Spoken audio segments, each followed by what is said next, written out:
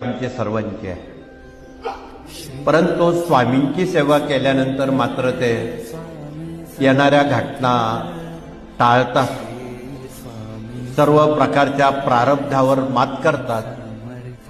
प्रारब्ध, सुकृत, क्रियामान, ऋण, वैर, हत्या, शाप, तळतळाट, घात, अपघात, अकाली मृत्यू, अपघाती मृत्यू यावर स्वामी मात करतात. पण केव्हा तुम्ही त्यांची सेवा कराल तेव्हा.